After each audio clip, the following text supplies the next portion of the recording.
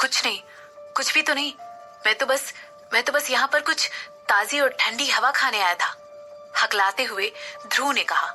और इसके बाद एक बार फिर अपनी नजरों से टेरेस को चारों तरफ देखते हुए टटोलने लगा, मानो वो किसी को ढूंढ रहा हो। इसके बाद बिल्डिंग के अंदर जाते हुए वो कहने लगा, चलो वापस अंदर चलते हैं। ऐसा कहते हुए उसने दिलीप का इंतजार नहीं किया और खुद ही आगे हॉल की तरफ चला गया। दिलीप वहां पर खड़ा होकर ध्रुव को तब तक देखता रहा जब तक वो पूरी तरह उस डिम लाइट वाले पाथवे से चलकर जाते हुए गायब नहीं हो गया। इसके बाद वो नीचे झुककर सड़क की तरफ देखने लगा। ऐसा करते हुए उसके चेहरे पर एक स्माइल आ गई थी। कुछ सेकंड के बाद उसने एक आह भरी और अपने हाथों को अपनी पैंट की पॉकेट में डालते हुए वो भी अपने दोस्त के पीछे पीछे चला गया। एक बार फिर उस टेरेस पर सन्नाटा पसरा गया। ये एरिया बहुत अलग थलग सा पड़ता था, इसीलिए बहुत सारे लोग इस जगह के होने के बारे में नहीं जानते थे। ये टेरेस हमेशा इसी तरह बहुत शांत रहता था, खासकर रात के समय। जब वो दोनों आदमी वहां से चले गए तो वो जगह और ज्यादा शांत लग रही थी। वो शांति इतनी ज्यादा भयानक प्रकार की थी कि कोई नॉर्मल आदमी भी वहां पर डरा डरा सा महसूस करने लगा। इसके बाद किसी के कदमों की तेज आहट सुनाई देने लगी। वो आवाज इतनी तेज थी कि उस जगह की खामोशी को चीर कर आ रही थी। अचानक से एक औरत जिसने ब्लैक कलर का नी लेंथ कोट पहना हुआ था और जिसके बाल एक मैसी बन में बंधे हुए थे, वहां पर दिखाई देती थी। अगर इस समय ध्रुव यहाँ पर होता तो वो तुरंत उस औरत को आसानी से पहचान लेता, क्योंकि ये वही औरत थी जिसे उसने पहले भी देखा था। वो औरत बिना किसी एक्सप्रेशन के अपने सामने जलती हुई शहर की चमकती हुई लाइटों की तरफ देख रही थी। धीरे से उसने अपने एक हाथ में पकड़े हुए फोन पर एक नंबर डायल किया और कहने लगी, मैंने कर दिया। तभी दूसरी तरफ से आवाज आती है, प्लीज मुझे तुम्हें सिंघानिया परिवार को बर्बाद करते हुए देखना है, मेरे लिए इतना कर दो। इतना सुनते ही उस औरत ने तुरंत कॉल एंड कर दी और सामने वाले इंसान को आगे कुछ कहने का मौका नहीं दिया। इसके बाद उस औरत ने अपना कोट कस के अपनी बॉडी पर चिपका लिया और ऐसा करते हुए उसकी आंख से एक आंसू उसके गालों पर से होता हुआ नीचे गिर गया। उदयपुर में जल्द ही एक तूफान आने वाला था और वो इतनी लकी थी कि उसे उस तूफान को सामने से देखने का मौका मिलने वाला था। 2 साल पहले उसने सिमरन की साइड लेकर अपनी जिंदगी की बेस्ट चॉइस की थी। इसके बाद उसने मुड़कर डिम लाइट्स वाला पाथवे लिया और जाते जाते कहने लगी, सिंघानिया परिवार, तुम्हारा अंत जल्द ही तुम्हारे सामने आने वाला है। आखिर ऐसा कैसे हो सकता है? रिद्धिमा ने तुरंत अपने हाथों को मुट्ठी में बांधते हुए पूछा। वो घूरकर ड्राइवर की तरफ देखने लगी और इसके बाद लिमोजीन की छत की तरफ देखने लगी। मैडम, मैंने ऑलरेडी मैकेनिक को बुला लिया है, वो यहाँ पर जल्द ही आने वाला होगा। इस समय हम यहाँ पर रुककर सिर्फ एक रिप्लेसमेंट कार का वेट कर सकते हैं जो आपको यहाँ से आगे ले जाएगी, ड्राइवर ने शांति से रिद्धिमा से कहा। और इन सब में कितना टाइम लगेगा? रिद्धिमा की माँ ने चिंता करते हुए पूछा। शाम के ऑलरेडी 8 बज चुके थे और वो लोग अभी तक रोड पर ही थे। ऐसा लग रहा था जैसे कोई अदृश्य शक्ति उन्हें इस पार्टी को अटेंड करने से रोकने की पूरी कोशिश कर रही थी। मुझे लगता है शायद 10 मिनट, या ड्राइवर ने जवाब देते हुए कहा। क्या? रिद्धिमा ने गुस्से से उबलते हुए कहा। आखिर ऐसा कैसे हो सकता है? पहले ट्रैफिक, फिर वो रोड ब्लॉक और कार का खराब होना। मैं लेट नहीं हो सकती हूँ, ये सब तुम्हारी गलती है। मैं कल ही तुम्हारी कंपनी को कॉल करके उन्हें तुम्हें निकालने के लिए कहूंगी। तुम एक निकम्मे और निहायत ही बेवकूफ ड्राइवर हो। तुम हमारे निकलने से पहले चेक नहीं कर सकते थे? रिद्धिमा ने ड्राइवर पर चिल्लाते हुए कहा। रिद्धिमा शांत हो जाओ, रिद्धिमा की माँ ने उसे याद दिलाते हुए कहा। रिद्धिमा हमेशा से ही स्मार्ट और अपनी इमेज को लेकर काफी ध्यान रखती थी, खासकर पब्लिक में। वैसा कुछ नहीं करती थी जिसकी वजह से उसकी इमेज खराब हो, चाहे कितनी भी बुरी सिचुएशन क्यों ना आ जाए। लेकिन वो हमेशा अपने इमोशंस को कंट्रोल करने में कामयाब ही रहती थी और सामने वाले को अपना अच्छा एटीट्यूड भी दिखाती थी।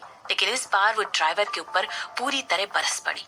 लीना वहां पर बैठे बैठे बस उसके प्रेगनेंसी के हार्मोन्स को इस तरह के बर्ताव के लिए ब्लेम कर सकती थी। रिद्धिमा की प्रेगनेंसी उसे और ज्यादा इमोशनल बना रही थी। मैडम, निकलने से पहले मैंने इस बात का ध्यान रखा था कि ड्राइवर अपनी बात रिद्धिमा से कहने लगा। और तुम मुझसे बहस करने की हिम्मत कैसे कर सकते हो? चुप रहो, तुम्हारी हिम्मत कैसे हुई मुझे जवाब देने की? तुम एक मामूली से ड्राइवर हो जिसे पैसे देकर मैंने यहाँ पर बुलाया है। रिद्धिमा ने ड्राइवर पर चिल्लाते हुए अपना फोन उठाया। इसके बाद उसने अपनी सेक्रेटरी और मैनेजर दोनों की तरफ ही घूर कर देखा।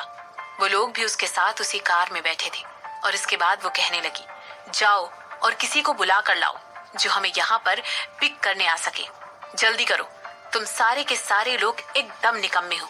इसके बाद रिद्धिमा ने अपने ही फोन से हेमंत का नंबर डायल किया, लेकिन किसी वजह से उसने उसका कॉल पिक नहीं किया और इससे रिद्धिमा को और ज्यादा गुस्सा आ गया।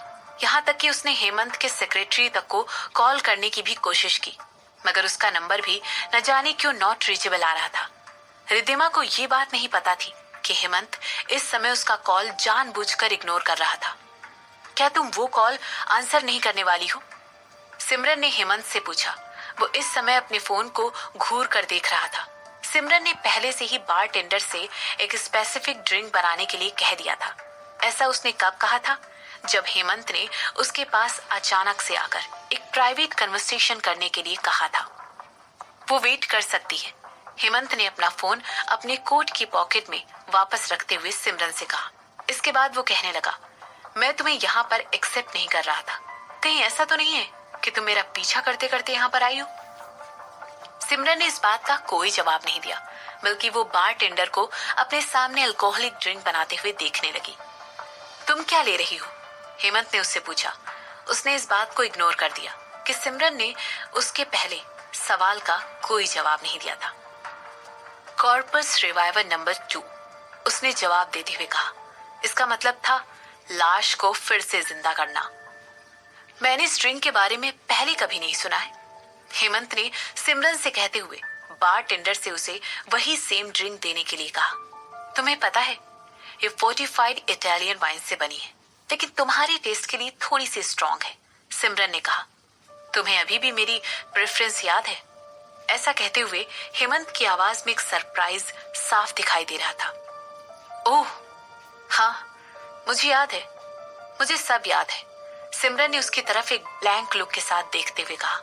उसके बाद वो कहने लगी, मुझे तुम्हारे बारे में हर बात याद है। न जाने किस वजह से इस समय सिमरन के शब्द बहुत स्वीट सुनाई दे रहे थे, लेकिन जिस टोन में वो ये सब कह रही थी वो कुछ अलग ही थी, और जिस वॉल्यूम में उसने ये बात कही थी वो एक फुसफुसाहट की तरह ज्यादा सुनाई दे रही थी, और यही बात उसे और ज्यादा डरावनी बना रही थी, और ज्यादा इविल। जिस ब्लैंक एक्सप्रेशन और आंखों में ब्लैंक लुक के साथ सिमरन ने ये बात कही थी, उस वजह से हेमंत ने उससे तुरंत मुंह फेर लिया था। इसके बाद वो बारटेंडर की तरफ देखने लगा जिसने उसे वही सेम ड्रिंक दी, और फिर वो सिमरन से पूछने लगा, तुम यहाँ पर क्यों हो सिमरन? क्या ये बात बिल्कुल ऑब्वियस नहीं है? सिमरन ने तुरंत जवाब देते हुए कहा, तुषार का डाउनफॉल और उसके साथ अचानक से ही इतना सब कुछ हो जाना, क्या इन सब के पीछे तुम्हारा हाथ था? हेमंत ने सिमरन से ब्लंटली पूछा, और वो अभी भी सिमरन से आंख मिलाना अवॉइड कर रहा था। क्या बात है? सिमरन की आवाज में हेमंत के लिए मजाक साफ दिखाई दे रहा था, और इस बात को सुनकर वो काफी इरिटेट हो गया। उसने तुरंत अपना सिर घुमाकर सिमरन की तरफ देखा, और उसने देखा सिमरन अपने वाइन के गिलास से सामने बैठकर घूंट भर रही है और कह रही है, मैं तब तक कुछ नहीं करूंगी जब तक मेरी तरफ किसी के गलत इरादे नहीं आएंगे और मुझे कुछ करने पर मजबूर नहीं कर देंगे। इसके बाद उसने अपना सर हेमंत की तरफ घुमाते हुए कहा, अरे तुमने मुझसे गलत सवाल पूछ लिया है मिस्टर हेमंत। तुम्हें मुझसे पूछना चाहिए था कि अगला नंबर मेरा है सिमरन।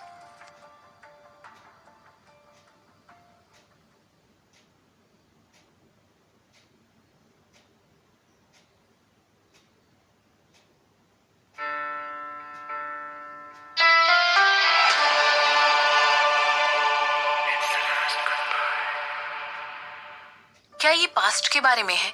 हेमंत ने तुरंत अपनी बॉडी सिमरन की तरफ शिफ्ट करते हुए कहा। सिमरन के फेस की तरफ देखना अवॉइड कर रहा था, क्योंकि इस समय वो गुस्से में या शायद डर में अपने दांत पीस रहा था। इसके बाद वो कहने लगा, अब तुम एक सक्सेसफुल औरत बन गई हो सिम्मी, तो फिर तुम ये सब बातें जो पास्ट में हो चुकी हैं उन्हें भूलकर आगे क्यों नहीं बढ़ जाती हो? Please move on. मेरा विश्वास करो, अब तुम्हें कोई भी उन नीची नजरों से नहीं देखेगा। सिमरन, उसने उसे करेक्ट करते हुए कहा और इसके बाद अपनी उंगली ग्लास में डालकर वाइन चखने लगी। इसके बाद उसने कहा, सिम्मी तो कब की मर चुकी है। ऐसा कहते हुए उसने हेमंत को एक नकली स्माइल दी और आगे कहने लगी, अब तक तो तुम्हें इस बात का पता चल जाना चाहिए था, है ना मिस्टर हेमंत रायचंद। इस समय हेमंत उसकी तरफ घूर कर देख रहा था। उसकी आंखें थोड़े से गुस्से और बहुत सारे डर से भरी हुई थी। जो औरत इस समय उसके सामने बैठी हुई थी वो उस औरत से बहुत अलग थी जिससे वो दादी माँ की वसीयत की रीडिंग के वक्त मिला था। ऐसा सोचते हुए वो सिमरन से कहने लगा, सिमरन, मैं तुम्हें वार्न कर रहा हूं, अगर तुमने रिद्धिमा को कुछ भी किया तो मैं क्या। सिमरन ने तुरंत बीच में ही टोकते हुए अपनी आईब्रो उठाते हुए कहा। इसके बाद वो कहने लगी, तो तुम क्या करोगे, मुझे नशीली दवाएं दे दोगे जैसे तुमने सालों पहले किया था। तुम अच्छी तरह जानती हो वो मैं नहीं था, वो तुम्हारी माँ थी। हेमंत ने गुस्से में कहा, मुझे अच्छी तरह याद है, वो एक्ट्रेस लीना कपूर अपने सिंघानिया खानदान से। सिमरन ने सर हिलाते हुए कहा। इसके बाद वो कहने लगी, मैं उसे कैसे भूल सकती हूँ। ऐसा कहने के बाद वो हेमंत की तरफ देखकर स्माइल करने लगी। इसके रिस्पॉन्स में हेमंत ने अपना वाइन का ग्लास उठाया और उसे एक झटके में पी गया। जैसे ही अल्कोहल की आफ्टर टेस्ट ने उसके गले को हिट किया, उसके चेहरे के एक्सप्रेशन से साफ पता चल गया, मुझे ये थोड़ी सी ज्यादा जिन के साथ पसंद है।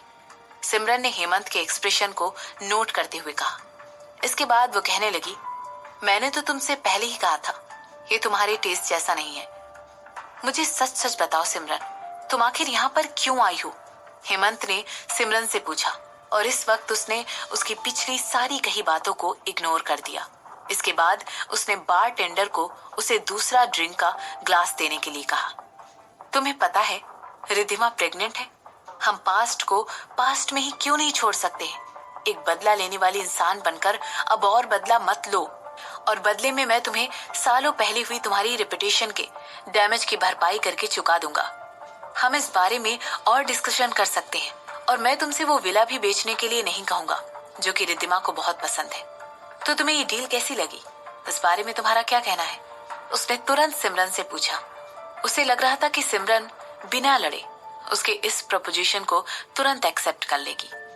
मिस्टर हेमंत, आप जरूर मजाक कर रहे हैं। बदला मुझे, सिमरन गिल कपूर को, आपको रिद्धिमा दोनों को मारने के कई मौके मिले थे, और जो कुछ भी आपने मेरे साथ सालों पहले किया था उसका बदला मैं कभी भी ले सकती थी, लेकिन मैंने ऐसा कुछ नहीं किया। ऐसा कहते हुए सिमरन हंसने लगी। इसके बाद वो कहने लगी, और अब मेरा जो स्टेटस है उसकी वजह से किसी को पता भी नहीं चलेगा कि ये काम किसने किया है। ये है मेरी कैपेबिलिटीज की सीमा। मैं यहाँ पर बदला लेने के लिए नहीं आई हूँ मिस्टर हेमंत, मैं यहाँ पर उस उधार का इंटरेस्ट लेने आई हूँ जो आपको मुझे चुकाना है। ऐसा कहते हुए सिमरन सीधा हेमंत की आंखों में देखने लगी। इसके बाद उसके लिप्स उठे और अचानक एक इविल मुस्कान में बदल गए। वो मुस्कान कातिलाना लेकिन खूबसूरत थी, इतनी खूबसूरत कि चाहते हुए भी हेमंत उससे अपनी नजरें नहीं हटा पा रहा था। इस पॉइंट पर वो चाहता तो उठकर उस जगह से जा सकता था, सिमरन के कहे हुए शब्दों को भूल सकता था, मगर उसने ऐसा कुछ भी नहीं किया, बल्कि वो वहां बैठकर सिमरन की तरफ घूर कर देखने लगा। इस समय उसके एक्सप्रेशंस बेहद जानलेवा थी। पता नहीं किस वजह से हेमंत को लगा जैसे उसके दिल की एक धड़कन मिस हो गई थी, और ये सब तब हुआ जब वो बड़े ध्यान से अपनी नजरें सिमरन के होठों पर टिकाकर बैठा हुआ था। इसके बाद उसने उनसे अपना ध्यान हटाकर उसकी आंखों की तरफ देखा। हालांकि उसकी आंखों में कुछ तो ऐसी बात थी जिसकी वजह से उसे अनईजी लग रहा था, लेकिन पता नहीं किस वजह से वो फिर भी उनमें घूर कर देख रहा था। ऐसा नहीं था कि उसे उसमें कुछ दिख रहा था, नहीं, यहाँ तक उसकी आंखें पूरी तरह ब्लैंक थी। उन्हें देखकर बिल्कुल ऐसा लग रहा था जैसे वो किसी दीवार को देख रही हो। उसकी आंखें पूरी तरह डेड थी, बिना किसी इमोशन के, और अपने जीवन में पहली बार उसे सिमरन की आंखों में वो डिटैचमेंट दिखाई दे रहा था जो उसे अपनी ओर आकर्षित कर रहा था। हेमंत को खोया हुआ देखकर सिमरन अपनी जगह से उठी और अपनी पीठ उसकी तरफ करके खड़ी हो गई। वो ऑलरेडी अपना प्राइमरी पर्पस अचीव कर चुकी थी। अब इस पार्टी में ठहरने का और कोई रीजन उसके पास नहीं बचा था। तुम कहाँ जा रही हो? शशांक ने तुरंत सिमरन से पूछा और उसे फॉलो करने लगा। मैं उस अगली पार्टी में जा रही हूँ जो मुझे इस रात अटेंड करनी है, सिमरन ने सच बोलते हुए कहा। क्या वो बुल्गारी वाली है? हेमंत ने पूछा। इसके जवाब में सिमरन ने हाँ में अपना सर हिला दिया। मैं भी तुम्हारे साथ चल रहा हूँ। ऐसा कहते हुए वो खुद ही अपने शब्दों को सुनकर सरप्राइज हो गया। इसके बाद वो कहने लगा, मैं मेरा मतलब है मैं ठीक है, तुम अपनी खुद की कार ले सकते हो और हमें फॉलो कर सकते हो, सिमरन ने जल्दी में से जवाब दिया। इसके बाद उसने अपने कदमों की स्पीड बढ़ाई और चलते हुए फरहान के पास पहुंच गई। वहां पर ऑलरेडी अपने हाथ में उसका कोट लेकर खड़ा हुआ था। सक्सेस, फरहान ने एक मुस्कान के साथ सिमरन की कोट पहनने में हेल्प करते हुए कहा। बिल्कुल, सिमरन ने मुस्कुराते हुए उसकी बात का जवाब दिया और इसके बाद उसका हाथ पकड़ लिया। फिर वो दोनों उस जगह से साथ में बाहर निकल गए। हेमंत पीछे खड़ा होकर अभी भी सिमरन की पीठ को ही देख रहा था।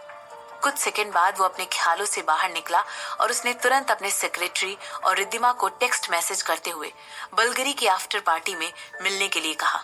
जैसे ही रिद्धिमा को उसका टेक्स्ट मैसेज मिला, उसने तुरंत कॉल किया। वो बहुत खुश थी कि इस बार उसकी कॉल हेमंत को लग गई थी। वो हेमंत से जो कुछ भी उसके साथ हुआ था उसके बारे में कंप्लेन करने लगी, मगर इस समय उसका दिमाग कहीं और ही था। ऐसा लग रहा था जैसे रिद्धिमा की कंप्लेन और कुछ नहीं, बस हेमंत के कानों में फुसफुसाहट पैदा कर रही थी। उसका दिमाग अभी भी सिमरन की स्माइल और उसकी आंखों पर ही अटका हुआ था। आखिर में रिद्धिमा ने कॉल एंड कर दी और उससे पार्टी में उसका वेट करने के लिए कहा। सिमरन एक दूसरे आउटफिट में बुल्गारी की आफ्टर पार्टी के लिए तैयार हो चुकी थी। ये उसके उस दिन का लास्ट आउटफिट चेंज था। फरहान ने उसके लिए पहले से ही कई सारे डिफरेंट आउटफिट्स अलग अलग इवेंट में पहनने के लिए तैयार कर रखे हुए थे और सिमरन ने उनमें से कई आउटफिट्स एक दिन में ही चेंज करके यूज कर लिए थे। ऐसा नहीं था कि वो इस बारे में कोई शिकायत कर रही थी। ये सिमरन का तरीका था अपने बेस्ट फ्रेंड की हेल्प करके उसकी तरफ सपोर्ट दिखाने का, उसके डिजाइन्स को इंटरनेशनल फैशन सीन में दिखाकर उनकी पब्लिसिटी करने का। इस बार सिमरन ने एक ब्लैक क्रू नेक वाला लॉन्ग स्लीव्स के साथ मिडी ड्रेस पहना हुआ था जो कि उसकी बॉडी पर परफेक्टली फिट हो रहा था। ये ड्रेस स्पेसिफिकली सिमरन की स्लिम बॉडी को उभार कर दिखाने के लिए डिजाइन किया गया था। जो मटेरियल इस ड्रेस को बनाने के लिए यूज किया गया था वो इतना कंफर्टेबल था कि सिमरन को उसे पहनने में जरा भी तकलीफ नहीं हो रही थी। यहाँ तक कि वो ऐसे ही मटेरियल वाली ड्रेस हमेशा ढूंढा करती थी। एक डिजाइनर के तौर पर फरहान एक एजी लुक के लिए जाने वाला था, लेकिन अपने डिजाइन में वो कंफर्ट के साथ कोई कंप्रोमाइज नहीं कर सकता था। अब क्योंकि सिमरन को एजी डिजाइन वाले कपड़े पहनने पसंद थे और उसका फिगर भी बहुत अच्छा था, इसीलिए फरहान को सिमरन अपने कपड़ों के लिए मॉडल के तौर पर बिल्कुल परफेक्ट लगी। हे, तुम मेरी फोटोज क्यों ले रहे हो? सिमरन ने फरहान से पूछा और इसके बाद कार में बैठकर अपना मेकअप फिक्स करने लगी। इसके बाद वो फिर कहने लगी, मैंने नोटिस किया था कि इसके पहले जब मैंने वो सिल्वर सीक्वेंस वाली ड्रेस पहनी थी तभी तुम मेरी पिक्चर्स ले रहे थे। ये तुम्हारे हबी के लिए है। फरहान ने तुरंत उसकी बात का जवाब देते हुए अपनी उंगलियों से जल्दी जल्दी फोन पर टैप करना शुरू कर दिया। शशांक के लिए? सिमरन ने तुरंत पूछा। क्या तुम्हारा और कोई भी हस्बैंड है? उसने अपनी आईब्रो उठाते हुए उससे पूछा। इसके बाद वो कहने लगा, तुम लोग बहुत बुरे हो, हमेशा अपनी बेतुकी रिक्वेस्ट से मेरा मेंटल पास खराब करते रहते हो। आखिर तुम मुझे डांट क्यों रहे हो? जाओ और उसे डांटो। क्या मैंने तुमसे अपनी फोटोज लेने के लिए कहा है? सिमरन ने चिढ़ते हुए कहा। वेल, मैं उसे डांट नहीं सकता हूँ। ऐसा कहते हुए फरहान सिमरन की तरफ देखना अवॉइड करने लगा। हाँ, ये जरूर उस शर्त की वजह से होगा जो तुम दोनों ने उस रात लगाई थी। अरे फरहान, तुम कहाँ जा रहे हो? अभी मैंने अपनी बात खत्म नहीं की है। ऐसा कहते हुए सिमरन फरहान को बुलाने लगी, मगर वो बिना कुछ कहे ऑलरेडी कार के बाहर जा चुका था। जैसे ही सिमरन ने देखा कि उसका दोस्त कार के बाहर निकलकर उसका वेट कर रहा है, उसके चेहरे पर एक स्माइल आ गई। कार से निकलने से पहले उसने अपने बगल में बैठी शिफाली की तरफ देखा और पूछने लगी, हेमंत रायचंद? कन्फर्म मैम, मेरे पास उसकी और उसके सेक्रेटरी की फोटोज यहाँ कार में पीछे ही रखी हुई है। उस दवाई ने अपना काम कर दिया। जैसे ही उसने अपनी सेक्रेटरी को कार में देखा, वो तुरंत उस पर झपट पड़ा। शेफाली ने समझाते हुए कहा, हालांकि हेमंत वो इंसान नहीं था जिसने सिमरन की ड्रिंक में नींद की दवाई मिलाई थी, लेकिन उसे फिर भी मुजरिम की तरह कंसीडर किया जा सकता था, क्योंकि उसने वो सब होने दिया। शेफाली के ख्याल से सिमरन उसे उसी की दवाई का मजा चखा रही थी। जो कुछ भी उसने इतने सालों पहले किया था, अब वो उसके साथ होने वाला था। उस नशीली दवाई की वजह से कोई भी इंसान लाचार होकर वो सब करने पर मजबूर हो जाता है, जिस पर होश आने पर उसे रिग्रेट फील होता है। Good, very good. और कपूर्स का क्या? सिमरन ने अपने चेहरे पर एक स्माइल के साथ पूछा। कुछ देर पहले उसने हेमंत की ड्रिंक में कुछ मिला दिया था। इसकी वजह से जो कुछ भी वो आगे करने वाला था, उसका चांस भी कम हो गया था और उसे हेलोसिनेशंस भी होने वाले थे।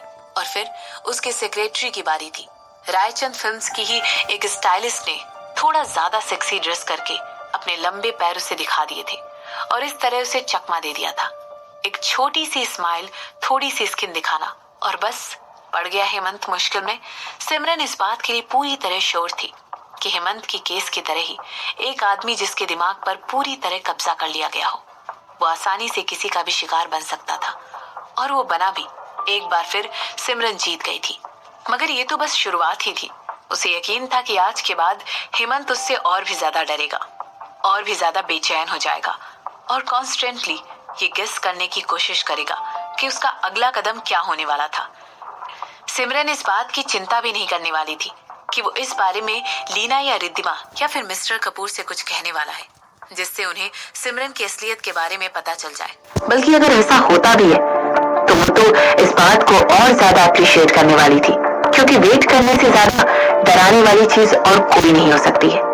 जहां वो लोग सोच रहे थे कि सिमरन उनके दरवाजे पर दस्तक देकर उनके पूरे एम्पायर को डिस्ट्रॉय कर देगी, वो एम्पायर जो उन लोगों ने बड़ी मेहनत से दर्द सहकर बनवाया था। मगर और भी ज्यादा डराने वाली बात तो ये थी कि जब ये सब होने वाला था तो वो लोग दूर खड़े होकर हर चीज को अपनी आंखों के सामने चूर चूर होता हुआ देखते। उनकी मेहनत ताश के पत्तों की तरह एक पल में ढहने वाली थी, और उनमें से किसी के पास भी इतनी पावर या कैपेबिलिटी नहीं थी कि वो इसे रोकने के लिए कुछ कर सके।